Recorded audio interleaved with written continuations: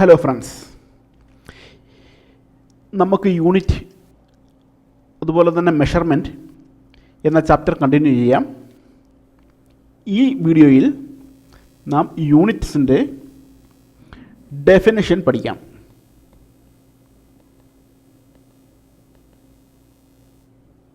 Okay, നമുക്കറിയാം നമ്മുടെ 7 fundamental യൂണിറ്റ്സും അതുപോലെ തന്നെ +2 ഉണ്ട്. ആ 2 യൂണിറ്റ്സിനെ കുറിച്ച് നമുക്ക് ഇനി പഠിക്കാനുണ്ട്. ഞാൻ കഴിഞ്ഞ വീഡിയോയിൽ തന്നെ പറഞ്ഞിരുന്നു. അതായത് എവിടെയാണ് പറഞ്ഞേക്കുന്നത്, എസ് ഐ യൂണിറ്റ്സ് എവിടെ? എസ് ഐ യൂണിറ്റ്സ് ഇവിടെ കിടക്കുന്നു. 7+2 ആണ് പറഞ്ഞേക്കുന്നത്. 7 യൂണിറ്റ് നമുക്ക് ആദ്യം നോക്കാം. അത് കഴിഞ്ഞിട്ട് മറ്റ് 2 യൂണിറ്റിനെ കുറിച്ച് നമുക്ക് പിന്നീട് പഠിക്കാം. 7 യൂണിറ്റിൽ ആദ്യത്തെ യൂണിറ്റ് നമുക്ക് ലെങ്ത്, നമുക്ക് അതിൻ്റെ ഡെഫിനിഷൻ പഠിക്കാം.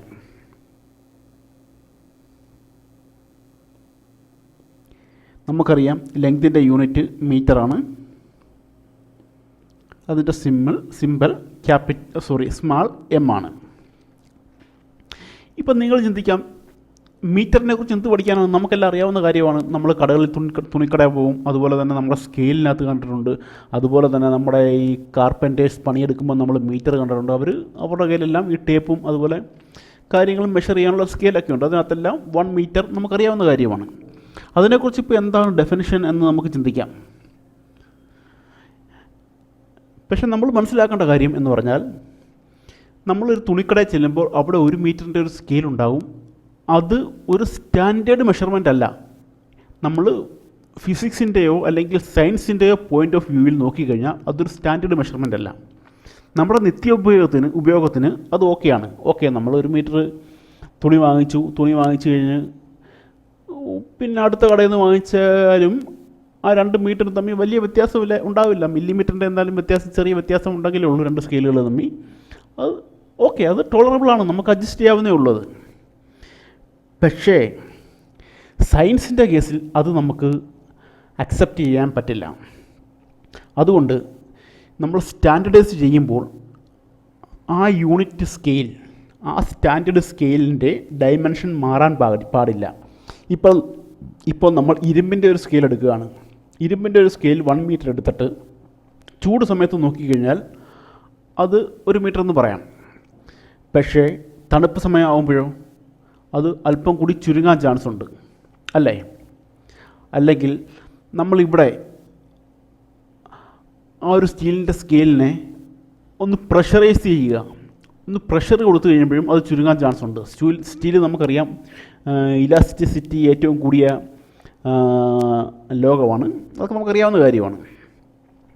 അതുപോലെ ടൈമിനനുസരിച്ചും അതിൻ്റെ ഡയമെൻഷൻ മാറാൻ ചാൻസ് ഉണ്ട്. അപ്പോൾ നമ്മളൊരു ഇരുമ്പിൻ്റെ സ്കെയിൽ എടുത്തു കഴിഞ്ഞാൽ അത് നമുക്ക് ഫിസിക്സിൻ്റെ പോയിൻ്റ് ഓഫ് വ്യൂവിൽ നമുക്കത് സ്റ്റാൻഡേർഡായിട്ട് എടുക്കാൻ കഴിയില്ല. അതുകൊണ്ട് നമുക്ക് മറ്റെന്തെങ്കിലും എന്താണ് എടുക്കാൻ കഴിയുന്നത്? ഏത് മെറ്റീരിയൽ എടുത്താലും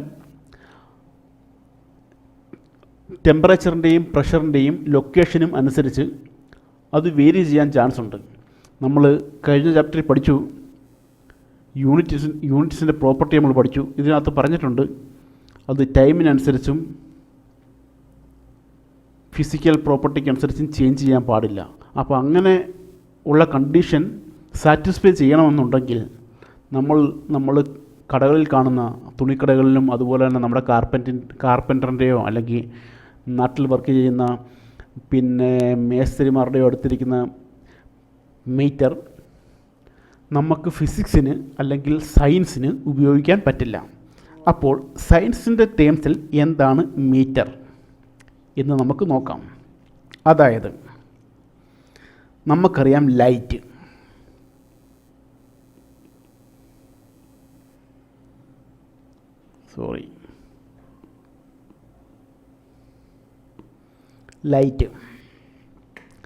ലൈറ്റ് വാക്വത്തിലൂടെ, ഞാൻ ഒരു നമ്പർ എഴുതാം, നിങ്ങൾ വായിച്ചെടുത്തോണം. ഈ നമ്പർ 299792458. ഇതെത്രയാണെന്ന് നിങ്ങൾ വായിച്ചെടുത്തോണം. ഓക്കെ. ഓഫ് എ സെക്കൻഡ് ഇത്രയും സമയത്തിൽ ഒരു സെക്കൻഡിൻ്റെ ഇത്രയും അംശത്തിൽ ലൈറ്റ് സഞ്ചരിക്കുന്ന ദൂരമാണ്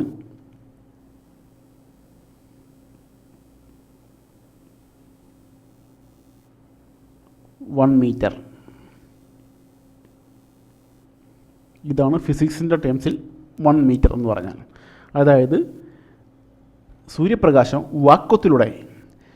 വാക്വത്തിലൂടെയാണ് ശൂന്യതയിൽ ഇത്രയും ടൈം, അതായത് ഒരു സെക്കൻഡ് ഇത്രയും അംശത്തിൽ സഞ്ചരിക്കുന്ന ദൂരമാണ് 1 മീറ്റർ സയൻസിൻ്റെ ടൈംസിൽ. അതെന്ന് പറഞ്ഞാൽ നമ്മൾ ഈ അളക്കുന്ന 1 മീറ്റർ തന്നെയാണ്, പക്ഷേ കുറച്ചുകൂടെ ആക്യുറേറ്റാണത്.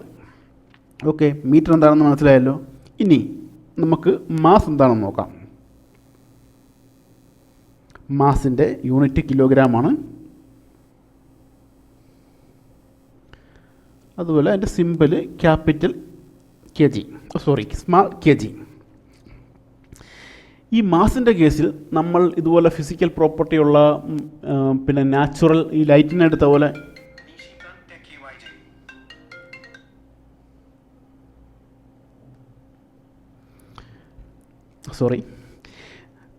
ഈ ലൈറ്റിൻ്റെ ടേംസിൽ ഈ ലെങ്തിൻ്റെ ടേംസിൽ നമ്മൾ ലൈറ്റിനെ എടുത്ത പോലെ ഒരു നാച്ചുറൽ ടേംസിനെ ഒന്നും വെയിറ്റ് മെഷർ ചെയ്യാൻ വേണ്ടി എടുത്തിട്ടില്ല. ഒരു പ്ലാറ്റിനത്തിൻ്റെയും ഇറഡിയത്തിൻ്റെയും ഒരു പീസ്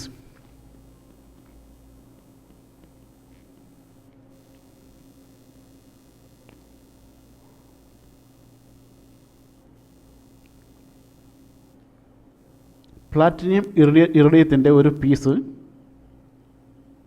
എടുത്ത് സ്റ്റാൻഡേർഡൈസ് ആയിട്ട് ഇത് നമ്മുടെ പറയുകയാണ്, ഇത് 1 കിലോഗ്രാം 1 കിലോഗ്രാം എന്ന് പറഞ്ഞ് ഇൻ്റർനാഷണൽ ബ്യൂറോ ഓഫ് വെയ്റ്റ്സിൻ്റെ പാരീസിലുള്ള സ്ഥലപ്പേരാണ് സെവേഴ്സിൽ. ഇത് പാരീസിലാണ്, ഫ്രാൻസിലെ പാരീസിലുള്ള സെവേഴ്സിലാണ് ഇതിൻ്റെ ഹെഡ് ക്വാർട്ടർ. അതായത് ഇൻ്റർനാഷണൽ ബ്യൂറോ ഓഫ് വെയ്റ്റ്സിൻ്റെ ഹെഡ് ക്വാർട്ടർ പാരീസിലുള്ള സെവറിലാണ്. ഇവിടെ ഈ ഒരു പീസ് വെച്ചിരിക്കുകയാണ്. എന്നിട്ട് സയൻറ്റിസ്റ്റ് പറഞ്ഞു ഇതാണ് 1 കിലോഗ്രാം വെയിറ്റ്. ഈ വെയിറ്റ് ഉണ്ടാക്കിയിരിക്കുന്നത് പ്ലാറ്റിനവും ഇറഡിയവും കൊണ്ടാണ്. പ്ലാറ്റിനവും ഇറഡിയം മെറ്റലിൻ്റെ പ്രത്യേകത എന്ന് പറഞ്ഞു കഴിഞ്ഞാൽ അത് കൊറോഡ് ആവില്ല. അതുപോലെ തന്നെ ഫിസിക്കൽ പ്രോപ്പർട്ടീസിനനുസരിച്ച് അതിൻ്റെ വെയിറ്റ് ചേഞ്ച് ആകാറില്ല. മാസ് ചേഞ്ച് ആകാറില്ല. ഞാൻ ഇടയ്ക്ക് മാസിന് വെയിറ്റ് എന്ന് പറയുന്നുണ്ട്. വെയിറ്റും മാസും രണ്ടാണ് ഫിസിക്സിൻ്റെ ടേംസിൽ. ഇതിൻ്റെ മാസ് ചേഞ്ച് ആകുന്നില്ല. ഓക്കെ, അപ്പോൾ അതാണ് 1 കിലോഗ്രാം വെയിറ്റ് എന്ന് പറഞ്ഞാൽ. ഇതിനെ പറയുന്നത് പ്രോട്ടോടൈപ്പ് എന്ന് പറഞ്ഞാൽ ഇൻ്റർനാഷണൽ പ്രോട്ടോടൈപ്പ് എന്നാണ് ഇത് പറയുന്നത്. പിന്നെ ഇതുമായിട്ട് കമ്പയർ ചെയ്താണ് ബാക്കിയുള്ള നമ്മൾ സാധാരണ ഉപയോഗിക്കുന്ന വെയിറ്റുകൾ കിലോഗ്രാമിൻ്റെ ആ പീസ് നമ്മൾ ഡിസൈൻ ചെയ്തെടുക്കുന്നത്. ഇനി അടുത്തയാണ് സെക്കൻഡ്, ടൈമിൻ്റെ യൂണിറ്റ് സെക്കൻഡാണ്, സിമ്പിൾ സ്മാൾ എസ് ആണ്. ഓക്കെ, ഇനി നമുക്ക് ടൈം എന്താണെന്ന് നോക്കിക്കഴിഞ്ഞാൽ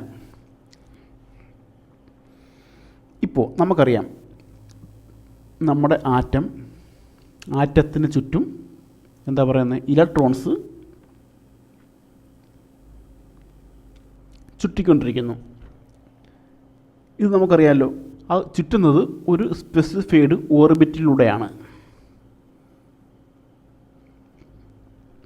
അതിനു മുമ്പ് ഞാൻ ഈ ടൈമിനെ കുറിച്ച് ഒന്നുകൂടെ പറയാം. ഈ ടൈം നമ്മളിപ്പോൾ ചിന്തിക്കും 1 സെക്കൻഡ് എന്ന് പറഞ്ഞാൽ നമ്മുടെ ക്ലോക്ക് ഒരു സെക്കൻഡ് നമ്മൾ ക്ലോക്കിൽ കാണുന്നതാണ് 1 സെക്കൻഡ്. അതാണ് സെക്കൻഡ് എന്ന് നമ്മൾ വിചാരിച്ചിരിക്കുകയാണ് ഫിസിക്സിൻ്റെ ടൈംസിൽ. ആ സെക്കൻഡ് എങ്ങനെയാണ് നമ്മൾ മനസ്സിലാക്കിയിരിക്കുന്നത്? അതായത് ഒരു ദിവസം സൂര്യൻ ഉദിക്കുന്നത് മുതൽ അടുത്ത ദിവസം സൂര്യൻ ഉദിക്കുന്ന വരെയുള്ള സമയത്തെ 24 അവർ ആയിട്ടെടുത്ത്, പിന്നെ ഈ 24 അവറിൽ 1 അവറിനെ എടുത്തു 24 അവറായിട്ടെടുത്ത് അതിന് വീണ്ടും തെറ്റി പറഞ്ഞു വന്നത് തെറ്റിപ്പോയി. അത് സൂര്യൻ ഉദിക്കുന്നത് മുതൽ പിന്നെ അടുത്ത ദിവസം സൂര്യൻ ഉദിക്കുന്ന സമയം വരെ 1 ഡേ ആയിട്ടെടുത്തു. ഈ 1 ഡേയെ 24 ഡിവൈഡ് ചെയ്തു. എന്നിട്ട് 24 മണിക്കൂറായിട്ടെടുത്തു. 24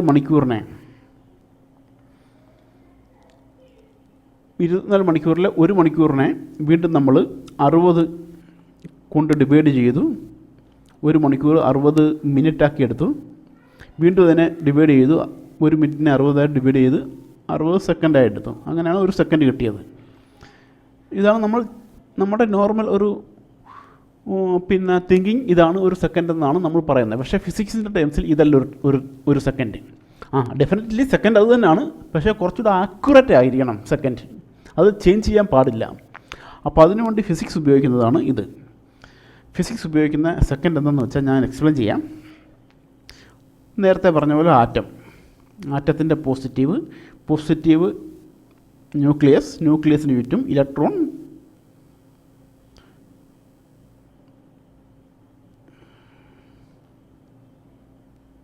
ഇലക്ട്രോൺ റിവോൾവ് ചെയ്യുന്നു. ഓക്കെ, ഇനി ഞാനിപ്പോൾ ഒരു ഫോഴ്സ് കൊടുത്ത് ഈ ഇലക്ട്രോണിനെ ഇവിടെ നിന്ന് ഇങ്ങോട്ട് മാറ്റി. റിവോൾവ് ചെയ്തുകൊണ്ടിരിക്കുകയാണ്. ഫോഴ്സ് കൊടുത്തപ്പോൾ ഇലക്ട്രോൺ ഓർബിറ്റിൽ നിന്ന് ഇങ്ങോട്ട് മാറിയിട്ട് ഞാൻ ഇവിടെ നിന്ന് അങ്ങ് വിട്ട് കഴിയുമ്പോൾ എന്താ സംഭവിക്കുന്നത്? ഇലക്ട്രോൺ എപ്പോഴും ഒരു ഫോഴ്സിൽ ഇൻബാലൻസ് വന്നു കഴിഞ്ഞപ്പോൾ ഇലക്ട്രോൺ എപ്പോഴും തിരിച്ച് അതിൻ്റെ ഓർബിറ്റിലോട്ട് തിരിച്ച് വരും, ഇല്ലേ? സപ്പോസ് ഞാൻ പറയാം, ഇത് നമ്മുടെ ഒരു പെൻഡിലമാണ്, ഒരു ചരടാണ് അല്ലെങ്കിൽ ഒരു നൂലാണ്. നൂലിൽ ഒരു വെയിറ്റ് ഇട്ട് ഇവിടെ പിടിപ്പിച്ചിരിക്കുകയാണ്. ഈ വെയിറ്റിനെ ഞാൻ ഇവിടെ നിന്ന് ഇങ്ങോട്ട് കൊണ്ടുവന്നു. അതായത് ഇതിൻ്റെ പൊസിഷൻ ഇങ്ങോട്ട് ഷിഫ്റ്റ് ചെയ്തിട്ട് ഇവിടെ നിന്ന് വിട്ട് കഴിയുമ്പോൾ ഇത് നേരെ തിരിച്ചെവിടെ വരും? ഇവിടം വരെ വരും. ഇവിടം വരെയാണോ വരുന്നത്? അല്ല, ഇത് കഴിഞ്ഞ് ക്രോസ് ചെയ്ത് കുറച്ചുകൂടി ഇങ്ങോട്ട് പോകും, അല്ലേ? ഇങ്ങോട്ട് പോകില്ലേ? ഇവിടം വരെ എത്തും. എന്നിട്ട് വീണ്ടും തിരിച്ച് ഇങ്ങോട്ട് പോകും, പിന്നെ ഇതിങ്ങോട്ട് പോകും. ഇങ്ങനെ ആയി വന്ന് ലാസ്റ്റ് വീണ്ടും ഫൈനലി അതിൻ്റെ സെൻറ്ററിലെത്തും. ഇവിടെ ഒരു ഓസിലേഷൻ ക്രിയേറ്റ് ചെയ്യപ്പെടുകയാണ് ചെയ്യുന്നത്, അല്ലേ?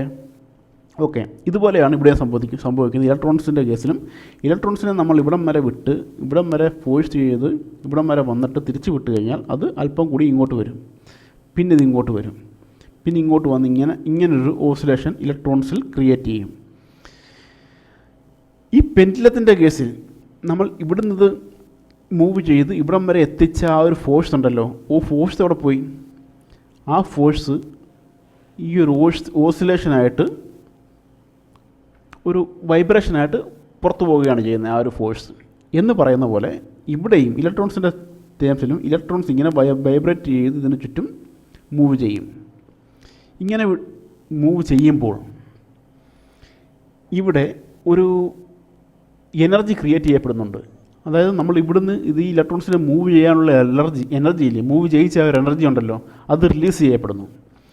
ആ എനർജി റിലീസ് ചെയ്യപ്പെടുന്നു. നമ്മൾ ഇവിടെ ഇങ്ങനെ ഇരിക്കുന്ന ഒരു മനുഷ്യൻ ആ എനർജി എങ്ങനെയായിരിക്കും സെൻസ് ചെയ്യുന്നത്? ആ വൈബ്രേറ്റ് ചെയ്യുന്ന എനർജി നമ്മുടെ കൈകളിൽ വന്ന് പറ്റിക്കഴിഞ്ഞാൽ നമുക്ക് അത് സെൻസ് ചെയ്യാൻ പറ്റില്ല. ആ വൈബ്രേഷൻ്റെ ഫ്രീക്വൻസി സെൻസ് ചെയ്യാനുള്ള കഴിവ് നമ്മുടെ സ്കിന്നിലില്ല. പിന്നെ ആ സെയിം ഫ്രീക്വൻസി നമ്മുടെ ചെവിയിലൂടെയും ആ ഫ്രീക്വൻസി നമുക്ക് സെൻസ് ചെയ്യാൻ കഴിയില്ല. പിന്നെ എങ്ങനെയാണ് നമ്മൾ സെൻസ് ചെയ്യുന്നത്? നമ്മുടെ കണ്ണുകൾ.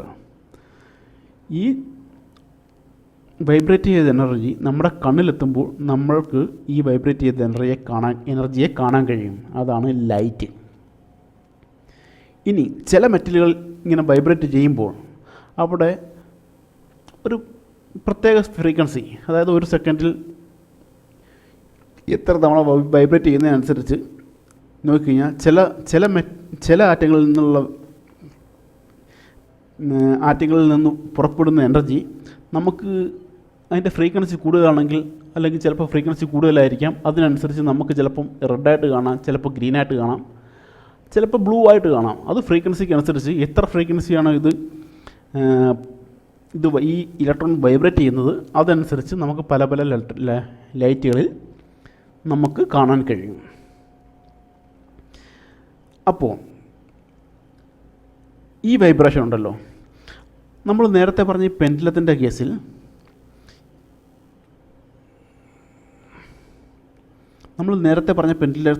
ഞാൻ പെൻഡുലത്തെ ഇവിടം വരെയാണ് മൂവ് ചെയ്യിച്ചത്. ഈ പെൻഡുലത്തെ ഇവിടം വരെ മൂവ് ചെയ്യിച്ചു. ഇപ്പോൾ ഈ പെൻഡുലത്തെ സെയിം നീളത്തിൽ തന്നെ കുറച്ചുകൂടി ഇങ്ങോട്ട് മൂവ് ചെയ്താലും ഇത് വൈബ്രേറ്റ് ചെയ്തെടുക്കാൻ തിരിച്ചിവിടം വരെ എടുക്കാനുള്ള സമയം എന്ന് പറഞ്ഞു കഴിഞ്ഞാൽ ഈ ആദ്യത്തെ തവണ വൈബ്രേറ്റ് ചെയ്ത സമയവും രണ്ടാമത്തെ തവണ വൈബ്രേറ്റ് ചെയ്ത സമയവും ഒന്നാണ്. അതായത് ഇതിവിടുന്ന് നമ്മൾ ഇവിടം വരെ ഫോഴ്സ് ചെയ്താലും, മറിച്ച് ഇതിനെ ഇവിടം വരെ ഫോഴ്സ് ചെയ്താലും, മറിച്ച് ഇതിനെ ഇവിടം വരെ നമ്മൾ ഫോഴ്സ് ചെയ്താലും ഒരു തവണ വൈബ്രേറ്റ് ചെയ്യുന്ന സമയം എന്ന് പറഞ്ഞാൽ സെയിം ആയിരിക്കും. അതായത് നമ്മൾ ആദ്യത്തെ തവണ ഇവിടം വരെ വൈബ്രേറ്റ് ചെയ്തപ്പോൾ, ഇവിടം വരെ നമ്മൾ വൈബ്രേറ്റ് ചെയ്തപ്പോൾ 1 സെക്കൻഡിൽ 2 പ്രാവശ്യം ഇത് രണ്ട് തവണ ഇത് എന്താ പറയുന്നത് ഓസിലേറ്റ് ചെയ്തു എന്ന് ഇരിക്കട്ടെ. സെയിം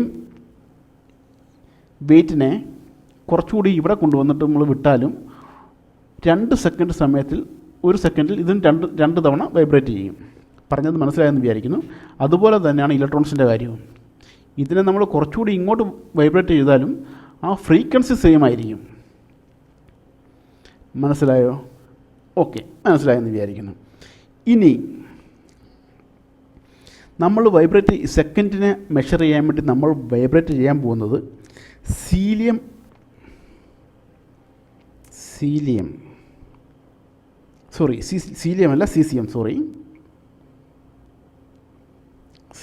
133 എന്ന് പറഞ്ഞാൽ അറ്റോമിക് വെയിറ്റ് ആണ്.